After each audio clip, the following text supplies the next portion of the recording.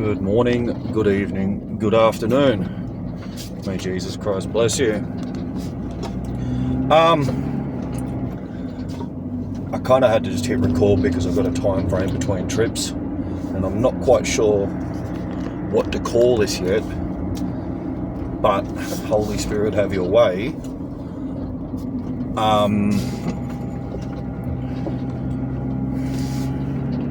It's based upon social decorum. Right? And you're like, what on earth is that? Put exactly what I've said into Google and you'll grab it. What are people of God? Or what is one attribute? What are the Beatitudes? What is something that you can definitely tell that a child of God has? We exude social decorum. It just naturally comes from us. We understand precisely. Supercalifragilisticexpialidociously is just naturally what we are. We have etiquette, but it comes with compassion. We've got this rounded balance attached to our demeanour and our charisma and our approach towards how we respond, see, think, look, touch, smell, hear. Like, we are the embodiment of social decorum, right? So, laying a bit of a foundation here. I want to talk quickly about something that I've been doing for the last couple of years, and I finally faced it and just dealt with it today, right? And I needed to analyse it for what it was to see what I deemed to be a problem, because I had not forgiven myself about something, and just, you're going to grab exactly what I'm talking about, and it's going to allow you to start understanding not just your own value, but like, when do you stop making excuses for others, right? So let's come back to where I was at.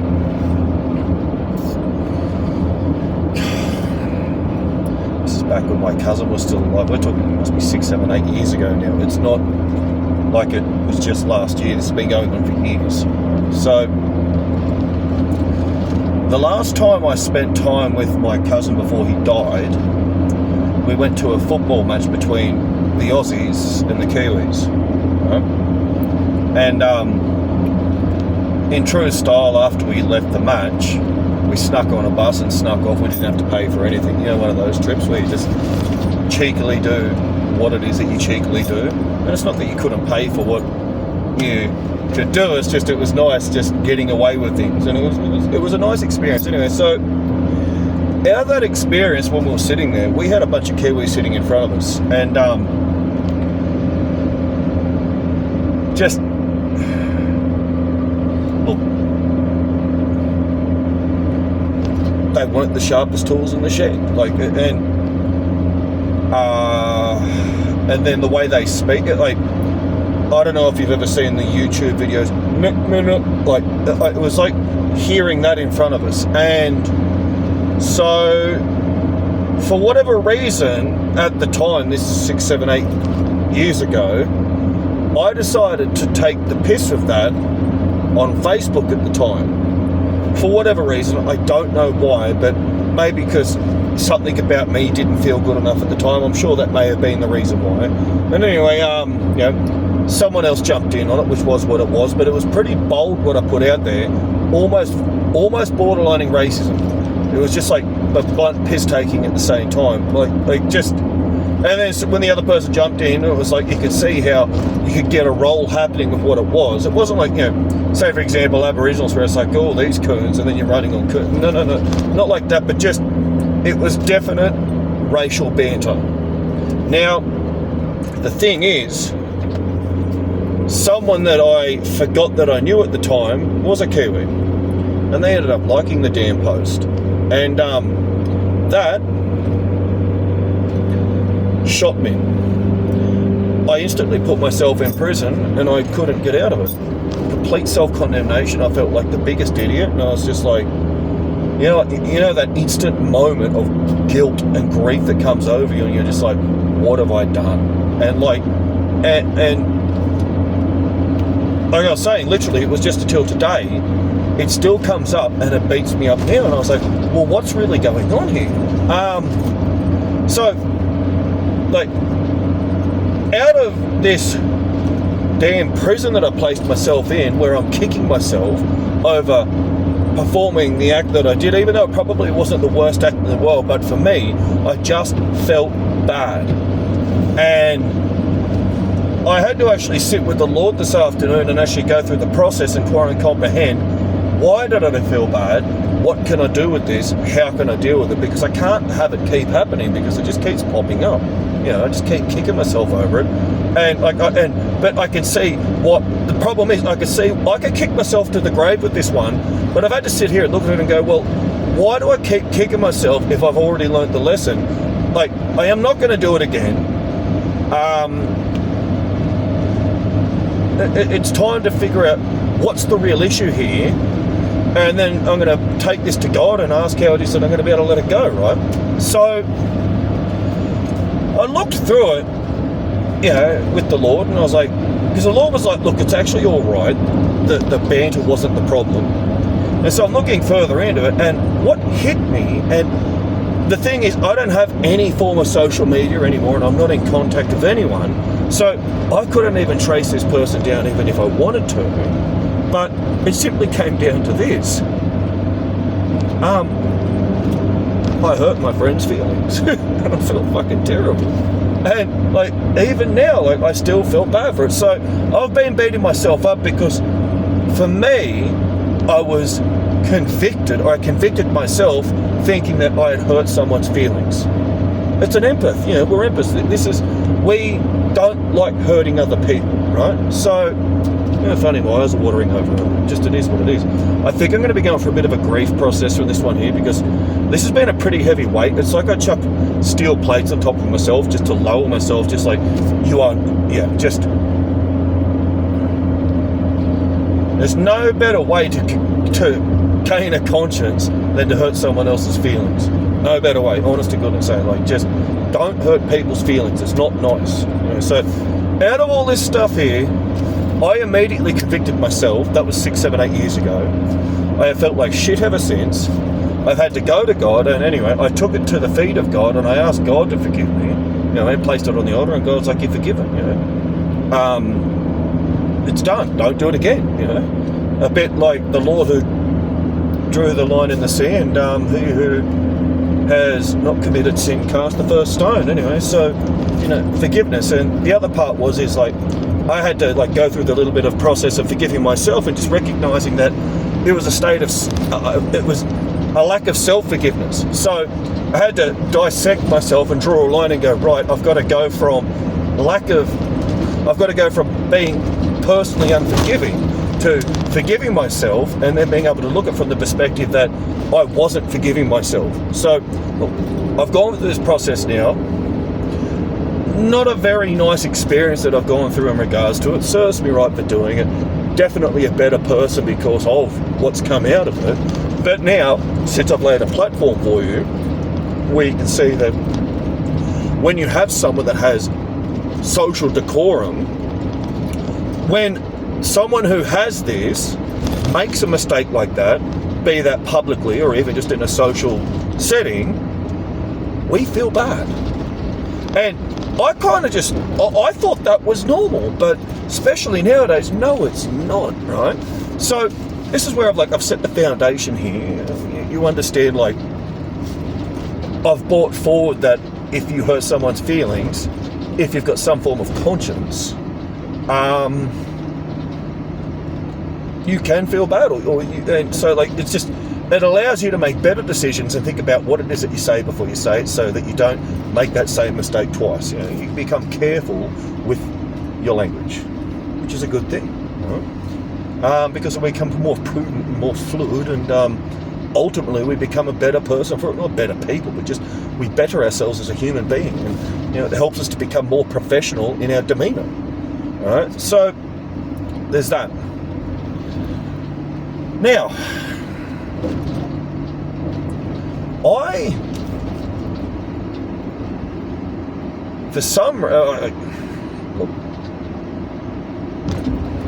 no one can be harder on ourselves than ourselves, really. And I've just recently come to understand that the big issue in our society is I'm a professional. I am this. So I don't say this to impress. This just is what it is. You would think, 07, we're like, what, 15, 16 years from this, and before that, so it was before 07, yeah, so near on 20 bloody years, but I'll just say 15 years of hard at it. At some point you're going to become a professional if you're hard at it, and if you are consciously and deliberately self-improving, right? And I've got to the point now where the hardest things are effortless, and it ain't to impress, it's just impressing upon what's just trying to be spoken of here.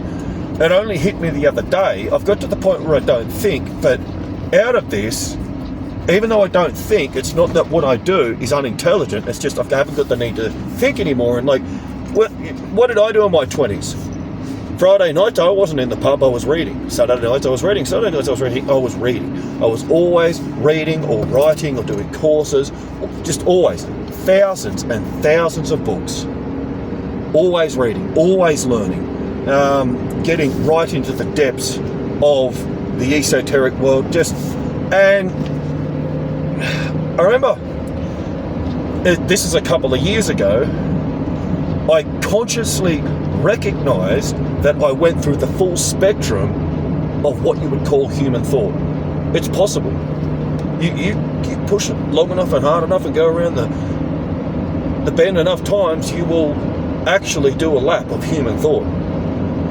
Very, very interesting. Hey? Like pretty much understanding the anatomy of the mind and the soul and the body and the spirit and emotions, and you become extremely sharp and emotionally intelligent. And what happened was I've got to the point, there is not enough strength in the English language to help express the deeper feelings that we wish we could actually produce. English is a very weak language, right? And that's why you can start to learn other languages. But I pulled up on that because I just don't have the time anymore. But other languages have greater dialect and greater directions, and they allow you to get a deeper expression in what it is that you're trying to bring to the surface. Ultimately everything is just diagnostics and problem solving, isn't it? Trying to bring a meaning forward out of something that you've just had an idea about. Anyway, so back to it. It was a few years back, there was a book that Einstein, I don't know if he'd written it or if he maybe he wrote a chapter in something, but I started reading through it, and it was translated from German over into English, right? And as I'm reading it, I'm like, been there, done that. That's where I was seeking out. I'm not telling you that I'm Einstein, but I was reading what he was saying, and I came to recognize that I had come full circle in thinking to the point where I had recognized that I had gone beyond basic thought and I was functioning out in theories, which is pushing the levels of where it is that we go next within our existence. It's just personal evolution, right? So when I came to recognize that, I've gone full circle, and where I'm at is I don't want to have to go around the bend again. I'm quite content that I've got the knowledge that I'm after. And then we're talking organized thought. My subconscious is an organized library. I can go in, the Lord lives within me, can go there and every book's in its perfect place. And that's a skill that can be learned as well, how to organize your subconscious. That was something, that's what actually really, learning that skill on how to organize my subconscious is what gave me my spiritual awakening, actually. Because everything became organized, and clarity is a pristine thing when the Holy Spirit shines through, let me tell you. Right? Now, so when I say I don't think, it's because I've been self-actualized for quite some years now, right? Which is what it is. So what's that got to do with the price of milk, with anything that we're talking about here? I don't know really why the Holy Spirit took us there, but what I want to get back to now is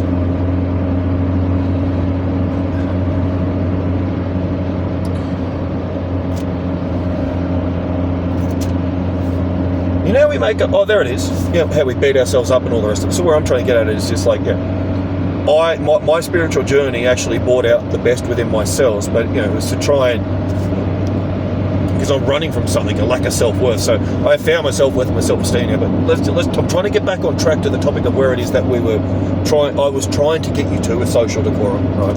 So,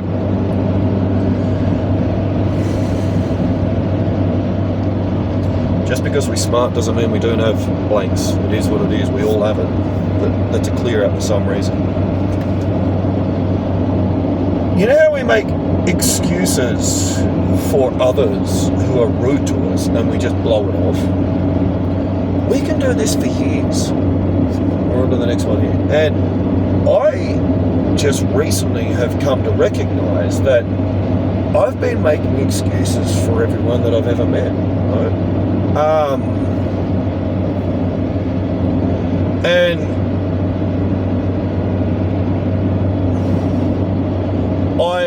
through my excuses that I've made for them, I have been protecting them from God's wrath. And so I've had to go through a process recently where I have released my grace, kind of like if there's a floor, I've dropped the floor now, and everyone that is in contact with me is under judgment now. Everyone. I've surrendered the whole lot to the throne of our Father.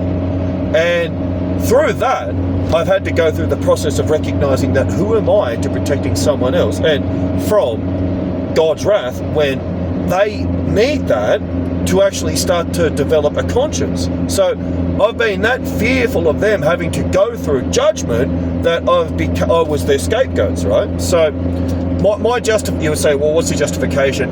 I was talking about I don't like seeing people's feelings get hurt. Well, through that, I have built a number of people up and they have been basking in my grace.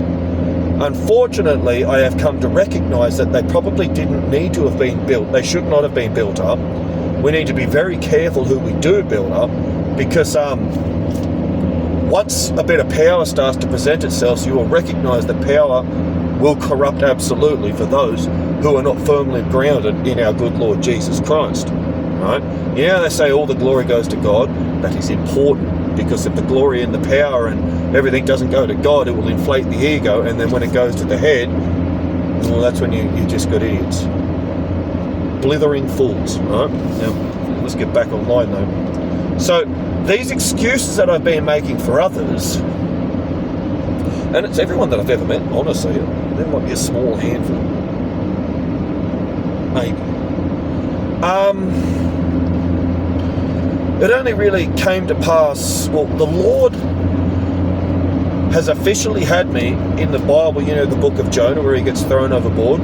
The Lord put a storm in my life and rocked it half to death and said, I'm just tired. I've been tired for months. And he's rocked my life to the point to get across that I have to chuck everyone overboard. So if I've got my own Noah's Ark, everyone's been thrown overboard now. And the reason why I had to throw them overboard, because there's this conversation about being in right relationship with someone. Not a relationship, in right relationship. And the only way that you can be in right relationship with anyone is if they are standing right with God. So I'm in right relationship with God and I stand right with God, but those around me have no relationship with God and they are not in right relationship with me because they're not in right relationship with God. So everyone has to be in right relationship with God first, and that's fine. But so through understanding that, that's allowed me to actually release these individuals and actually understand that God's wrath is not a bad thing, and they need to receive their judgment to help them to become better people. I just wasn't seeing the whole concept of being in right relationship. We all are held to account by the Almighty, right? I have been too protective of others not willing to up their game to have better decorum. All right, this is fine. Now, what's the point to this? Because I'm getting to the point where I'll be pulling up soon.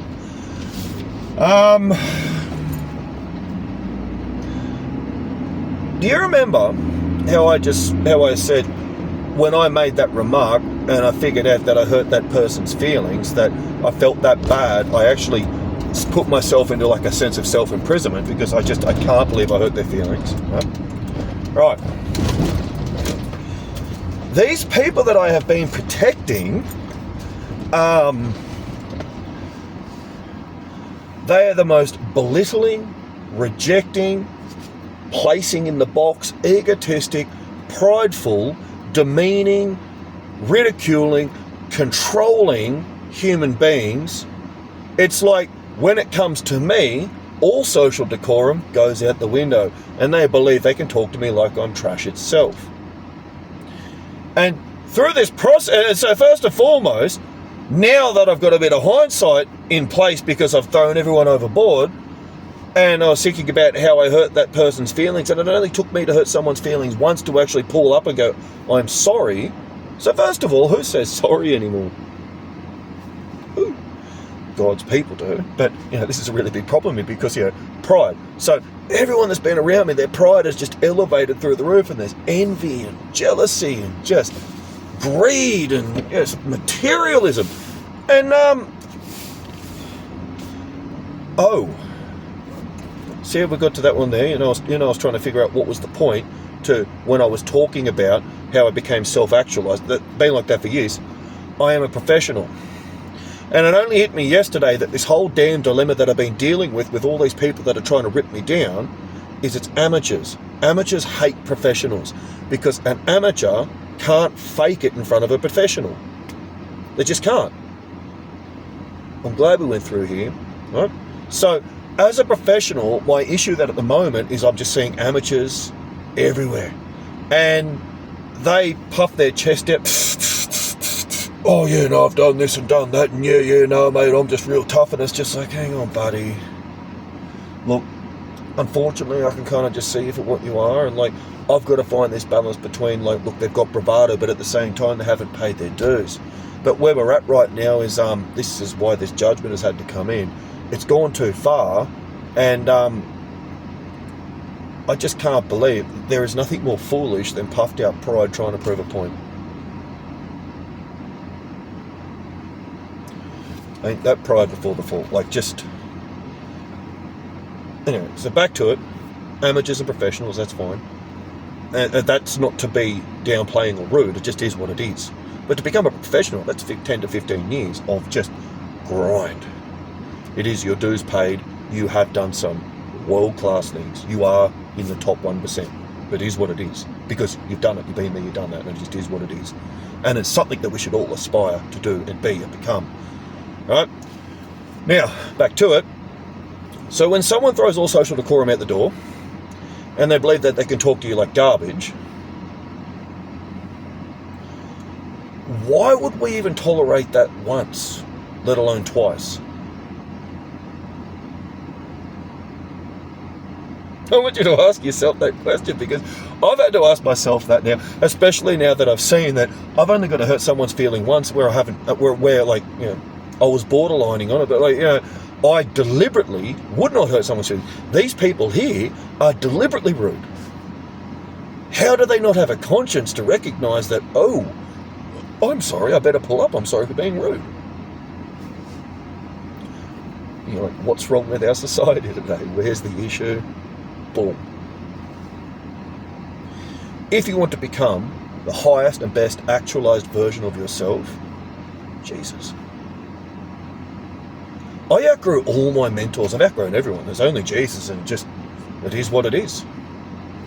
I really, really, really grabbed hold of Jesus when I read Love Without End by Glenda Green. Jesus is so intelligent, it's just hard to be able to fathom. And when you read that book, you'll know where my thinking was at the time. And still even there, that's where my entire expansion was at. Right? And I've gone through the process where after, I went through that full spiral, the Lord actually came to us and he was like, right, it's time to give all that stuff away. If you surrender it all, heavens will serve you. And that's where I'm at right now. I'm in a complete state of surrender. I don't think the Lord is my shepherd, and I just follow intelligently. Anyway, so, and that should be your goal too. Anyway, but back to it though. When is enough enough? If we, the empathetic people and the men and women of God and those who actually love Jesus Christ, feel bad when we may not have even deliberately wanted to hurt someone's feelings, why would we tolerate someone who's deliberately rude? We're talking about narcissisms here. Narcissists. We're talking just covert narcissists, just people that want to put you into a box and minimise you. They want to belittle you. You know what I mean? These guys here, just the best thing to do, chuck them overboard. You might save their soul. That's what I've had to learn. You might save their soul by chucking them overboard so the Lord can send a whale to swallow them up. A whale has come to swallow a lot of people up right now in my life, and hopefully their souls are saved, but I've just got so many damn enemies, I don't know if that will be the case. And it's not because I'm a bad person. No. I stick to myself, and people can't cope with silence. It really is it. The silence drives them mad. It's almost into, like silence is violence. Did you know we have a right? There's like 4 categories in invasion of privacy. We have a right to be isolated for the rest of our lives if we choose. We have a right to be by ourselves. We don't have to be near anyone else. That's the one thing that no one tells you. Silence and isolation with Jesus Christ is golden, because it means you get to mind your own business and no one can annoy you. Anyway, back to it. So just as we're going full circle now and we're there,